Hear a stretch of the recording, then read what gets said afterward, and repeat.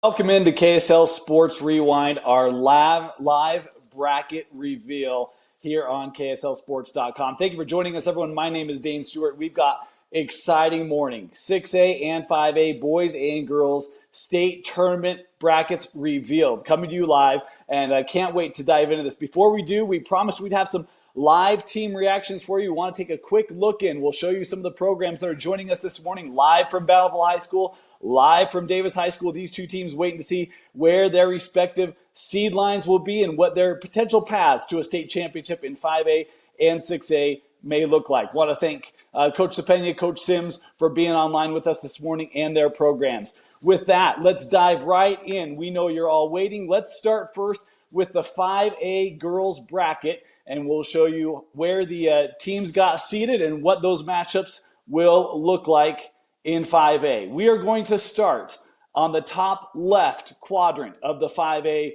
girls bracket, and let's dive in. We'll reveal the number one overall seed in 5A is the West Panthers. How about West securing number one overall, undefeated on the season? Great year. You see Hunter and Taylorsville coming in at that 16-17 matchup in the first round. Meanwhile, Brighton securing the 8th seed to take on the winner of the 9-seeded Viewmont Vikings and the 24th-seeded Bonneville Lakers. Let's scroll down to the bottom left quadrant in the 5A girls bracket. We'll show you the number 4 seed coming in 5A. It is the Salem Hills Skyhawks. Great year for Salem Hills out of Region 7. Easton Springville in that first round game, the 13 and 20 seed, the winner to take on the Skyhawks. Meanwhile, Cedar Valley, a very good Aviator squad, securing the 5 seed. They'll take on the winner of the 12th seeded Out the Hawks and the 21st seeded Skyline Eagles. All right, we'll move over to the right side of the 5A girls bracket. We will go to the top right, and the number 2 overall seed in 5A will be the Wasatch Wasps coming in at number 2. They'll take on the winner of Maple Mountain and Roy in that 15-18 matchup, and then Timview coming in as the 7 seed in 5A to take on the winner of the 10th-seeded Jags of West Jordan and the 23rd-seeded Kearns Cougars. We'll move down to the final quadrant here in the 5A girls bracket, and the number 3 seed, how about the two-time defending state champions, Bountiful Redhawks? Figured that was going to be the case after all the others were revealed. Olympus and Northridge, your first-round game, the winner take on Bountiful, and Clearfield coming in as the 6th seed. A great year for the Falcons out of Region 5 to take on the winner of Woods Cross and Spanish Fork.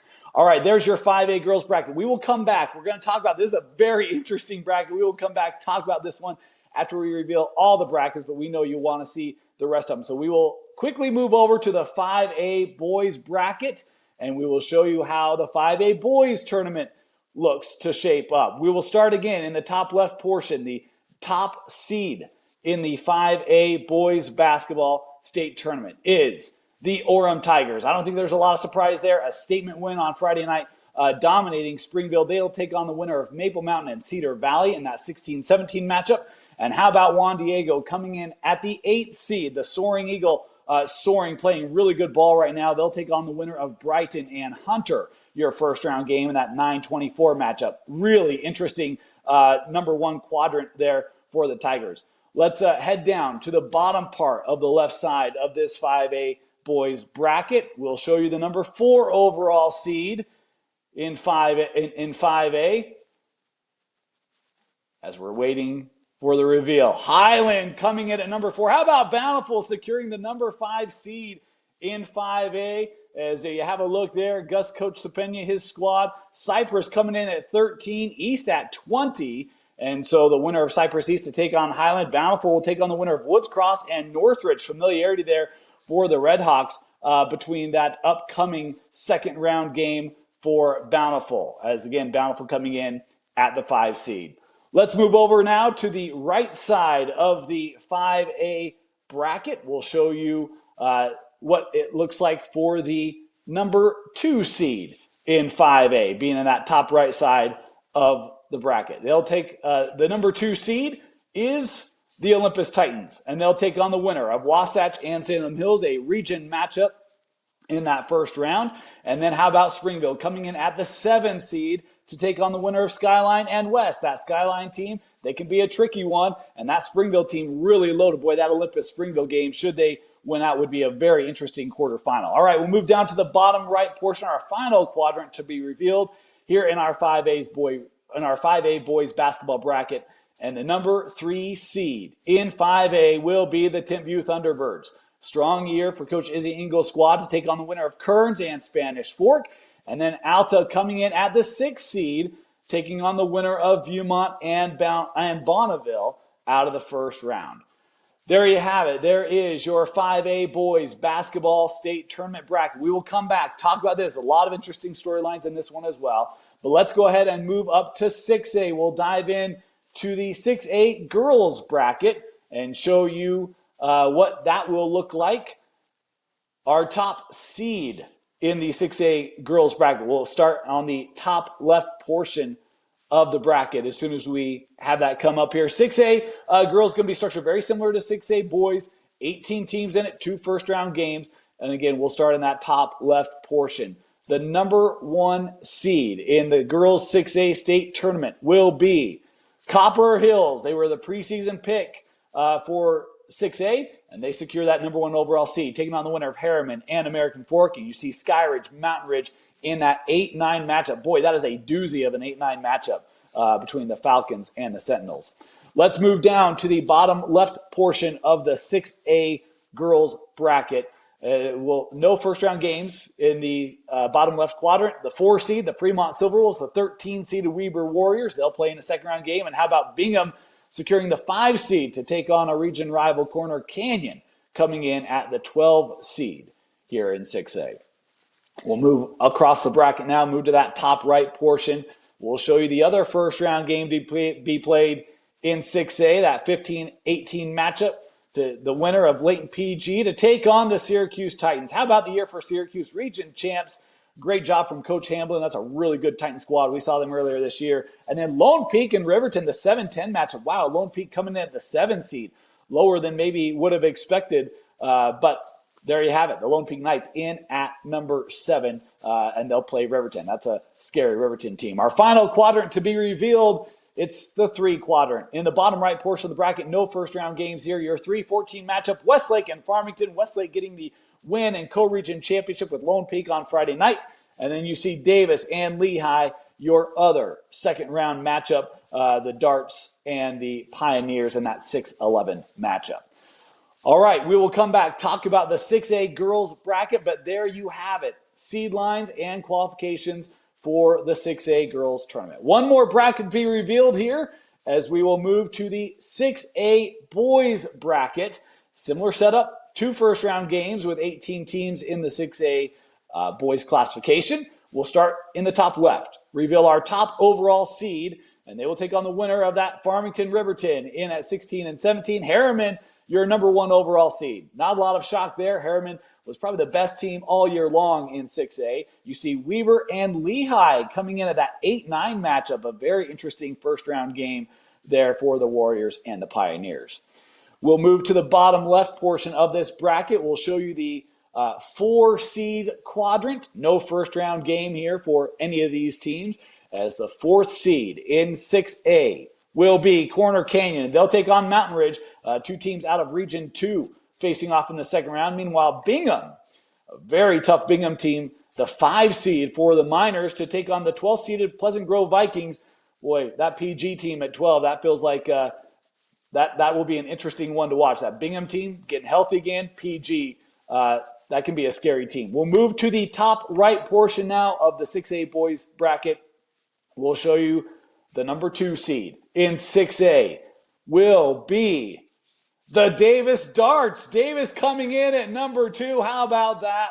Great year for the Darts. Co-region champs out of Region 1. You see Coach Sims, his squad excited there. They'll take on the winner of American Fork and Fremont. Good line there for the Davis Darts. And then you see Westlake and Copper Hills coming in at your 7 and 10 seed there in the second seeded quadrant of the 6A boys bracket. Let's move now to the bottom right. We'll show you the final seed lines to be determined here in 6A on the boys bracket.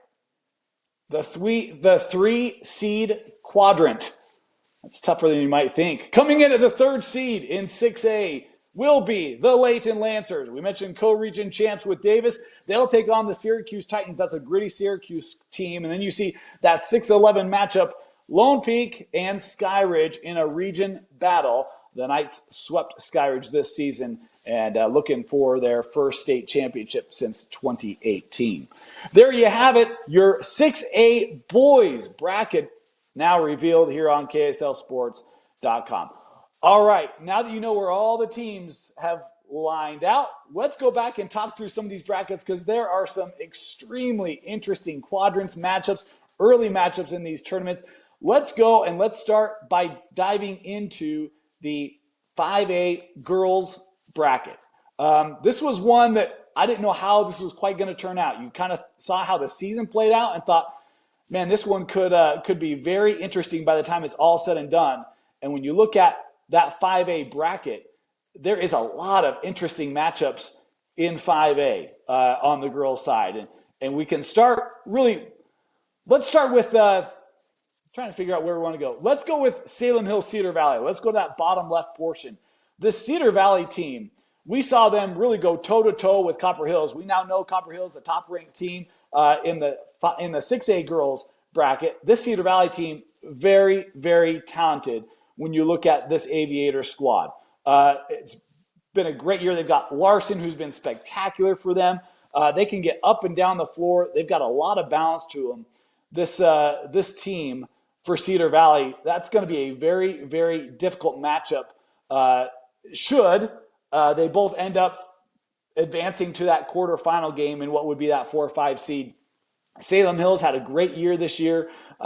Ended up just shy of a region championship out of Region 7. But, man, I think these two styles, it will be really interesting to see which of those play out as this Cedar Valley team is extremely talented for the Aviators. Let's go back. How about Timpview and Wasatch, the potential to meet up for what would be a third time? Lena Balleen and company been really, really strong. Wasatch, though, their only loss in region came at the hands of Salem Hills. They got revenge on that. And then how about Bountiful coming in at the 3 seed? We mentioned the 2-time state champion Bountiful Redhawks, led by Taylor Harvey, Satuala and company. This is a really, really good Bountiful team.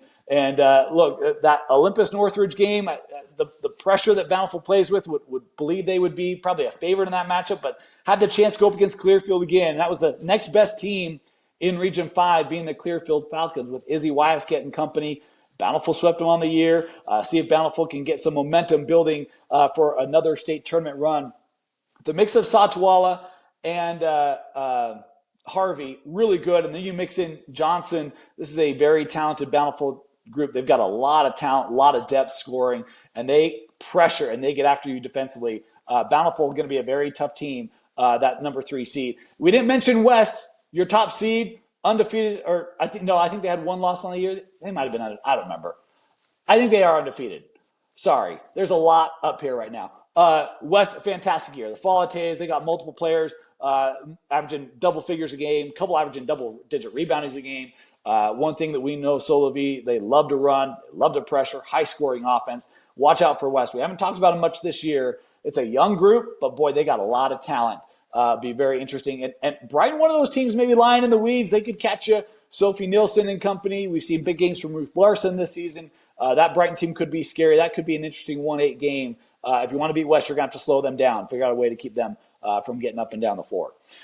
All right, there you go, your 5A girls bracket. A bunch of fun games coming up in this one. When you look at potential quarterfinal, even semifinal, and potential championship games, man, this one could go a lot of different ways. 5A is going to be an absolute blast on the girls' side. Let's move over to the 5A boys' side. And Orem coming in at number 1. I don't think there's any shock. I think a real statement win in the victory over Springville. I was wondering how they might deal with Jamin Sundrup and company, but that Orem team won that game handily. Juan Diego is a team that I think is a little challenging to deal with. They've got a great big, they've got bigs inside, not a big. They've got, and the thing that you got to love about the Soaring Eagles, they can shoot the ball extremely well as well.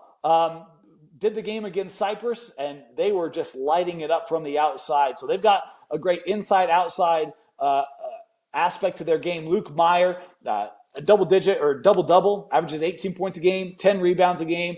Dang was talking with Coach Trost before that Cyprus game. He said he's got like over a 7-foot wingspan.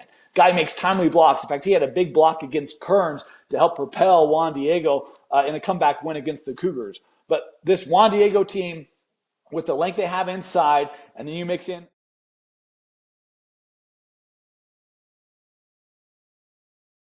a really tough matchup for any team. Their defense is really strong, but man, they share the basketball, and a really good team for Coach Trost. Coming in at an 8 seed, boy, be tough if you're Juan Diego. Have to face Orem potentially that early. But look, I mean, they've got a very good roster, and that would be a very intriguing game. That being said, Orem, the number 1 seed, I think most people have them as the best team in 5A all year long. How about that bottom left portion of the bracket? Highland and Bountiful, you're 4-5. Before we get too ahead of ourselves there, that East Cyprus matchup might be the first round game of the year in 5A. This Cyprus team, between the likes of Posita and Bayless, and then you mix in the young freshman Alan Hagi Aliagic, I believe. This Cyprus team, they can be scary, and when they're playing really well, they're getting up and down the floor. Man, this group, they can be a load to handle. But we've seen East. They've slowed up Alta. They've battled with Alta a couple times today. Coach Cummings has done a great job trying to change the culture of that program. It's going to be a tough game for East, but we've seen East have phenomenal games where they've played at a level we didn't quite expect this season. That first-round game, East Cyprus, could be a one to keep your eye on. The winner of that would have to take on Highland. Highland coming in at the 4 seed. You know, in 5A, there's Orem, and then there's like 5 or 6 teams that are just right behind that. And Highland's one of those with Soren Reese, Isaiah Drisdom. You look at Jack Anderton, Vi Higby inside. This is a very, very talented Highland team. A lot of depth for the Rams. Going to be a very, very interesting potential second-round game there should they get the Cyprus Pirates, if the Pirates can get that 3-ball shooting going. We talk about Bountiful having a chance to play a region team for the 3rd time in that.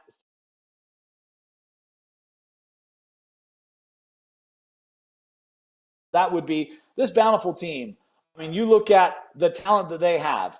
You've got Bryson Heath, does such a great job. He's explosive. You've got great shooting. You've got Charlie Smith, who can do everything for Bountiful. You mix in the likes of an Emerson Geilman, a multi-sport athlete. He can give you points inside. This is a very, very talented Bountiful team. They can run it. They can operate out of a half court. And, man, they've been tested and proven through the season this year. 14-0 out of Region 5, 20-2 on the year. Coach Gus Sapena in his second year has things just rolling right now for Bountiful. This is going to be a very, very interesting game should they match up with Highland. You've got great guard play for both teams. You've got inside presence for both teams. Soren Reese, his length would be interesting to see how Bountiful tries to deal with that. Should that be the matchup? We'll see. There's a lot of basketball to be played. You look at the right side of this bracket, Olympus coming to the 2 seed. That is well earned. There's not a player who's more impactful in the state than Gavin Lowe. And I mean that with all the respect in the world to all of the talented players we have in this state. But Gavin Lowe, what he does for that team offensively, defensively, all for Olympus. And he's a bear to try to go up against. Offensively, he's got such a quick burst. He loves to share the basketball as well. And defensively, this guy probably creates, 4 or 5 extra possessions for Olympus on any given night. But if they've got to go up against a Springville team, should Springville get out of their second round game, that's going to be a very interesting roster matchup between the 2 and the 7 seed, with the likes of Jamin Sundrup inside and an Andrew Miller who can slash, and then you mix in a Swift Hall who can shoot the 3-ball. That Springville team, they are very, very complete and talented from every spot on the floor. That would be a very difficult matchup for Olympus, a rematch of what have been some magical state tournament games in the past between that pair in a potential 2-7 matchup should they both get there. Timpview Alta, look, Timpview, Dean Ruckert and company, they continue to win games. They lost both their region games to Orem. You know they'd love to get back and get a third opportunity. This Alta team, they dealt with injuries the back half of region play. They lost some region games that you might have thought they maybe should have won. If they're healthy, they are as good as anybody that they can. So from anywhere on the floor. I love the play of Matt McKay, a guy that plays a lot bigger than he is, very physical presence. A Jackson Langford, who's kind of a defensive lockdown kind of guy, really, and no give up on either of those two. They do so many things without just scoring. Having Papke be healthy will be important. Had some other injuries. If Alta could be healthy, this is a team that can put together a playoff run in the 5A boys state tournament. So that Timview Alta game would be extremely interesting. Former region rivals, and that could be a potential quarterfinal matchup on the boys side in 5A. A lot of these teams can make runs, folks. I mean, you look at this, you've got 6 or 7 teams that could very easily find their way to a state championship in the 5A boys bracket. This is going to be a very, very fun tournament in 5A. Let's move to 6A girls. We want to dive into this real quickly. We know a lot of 6A boys fans are waiting for us to get there. We're working through it. Let's start with our 6A girls bracket.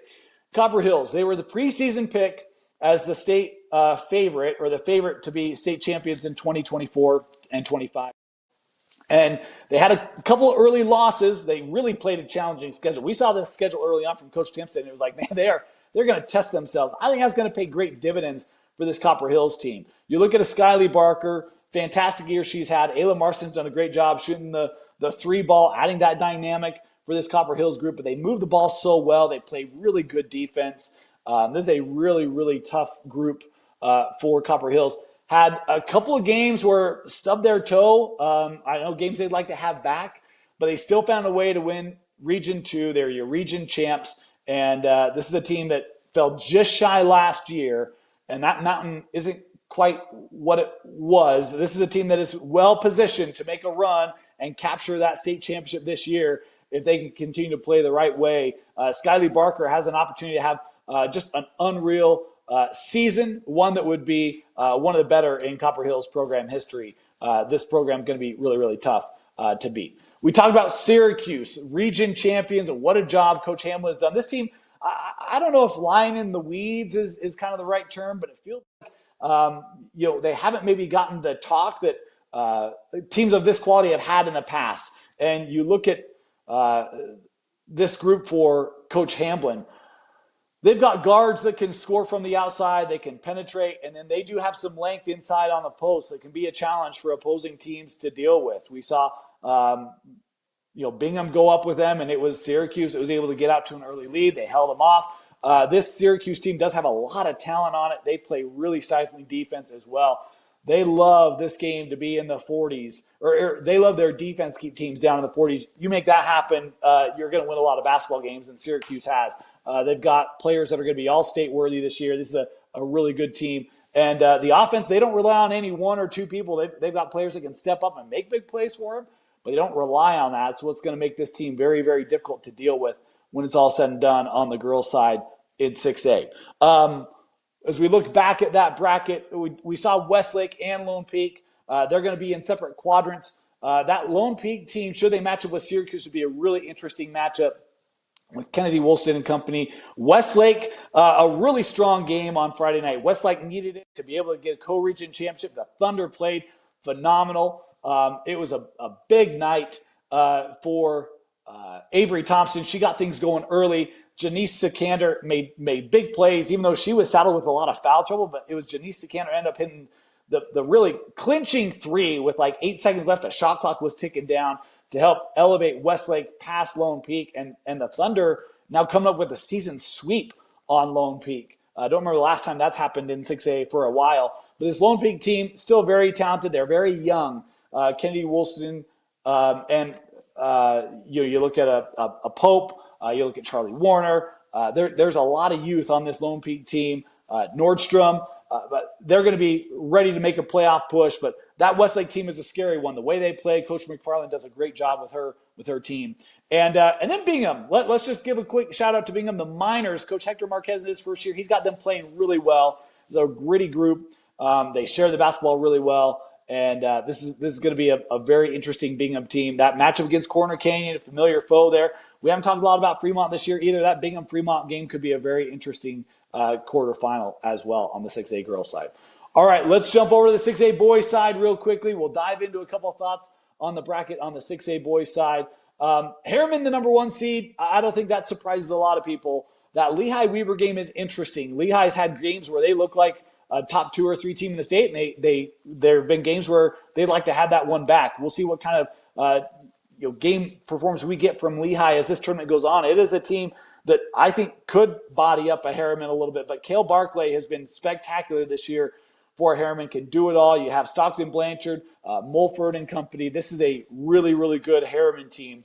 A lot of balance. They can beat you in different ways with the outside shot, the interior play as well. That Harriman team, not shocking, they're the number 1 seed. They've won a lot of close games too. This is a seasoned group for Coach Meekum. Going to be a tough out. You look in the bottom part of that bracket, Mountain Ridge. How about the upset last night on Friday night for Mountain Ridge? They defeated Copper Hills. That's a big win for the Sentinels. Puts them into playing Corner Canyon. Now, this Corner Canyon team, folks, with Noah Benninger and Brighton Valdez, that's been the 1-2 punch, but it was not that 1-2 punch that got the win against Bingham on Friday night in overtime. They had great support on that roster from Corner Canyon. The Chargers are going to need that support if they want to put together a run in this state tournament, not only against Mountain Ridge, but potentially against a Bingham or a PG. That game against Bingham went to OT, but it was that support that Corner Canyon got that was able to propel them to that overtime win. They're going to need that same kind of play for the Chargers to make a run. This Bingham team is the one that I think is probably, I don't know if sleeper is the right word, but I think this is a team that you got to be really careful of if you're going to walk in to play the Bingham Miners. Luke West played on Friday night. There's a blue collar group for Coach. Oh man, I can see his face now. I feel terrible. Kyle Stratman. My apologies. This is a very talented Bingham squad. They can beat you inside, very patient. They do a really great job of sharing the basketball, very unselfish team. This Bingham squad, really, really good. That PG team has some nice wins, too. It's not an easy win for Bingham. Miners better come ready to go against that PG side. As we look over on the right side, Davis, the number 2 seed. Great year for the Davis Darts. We've covered a lot of Davis this year, 9-1 in region.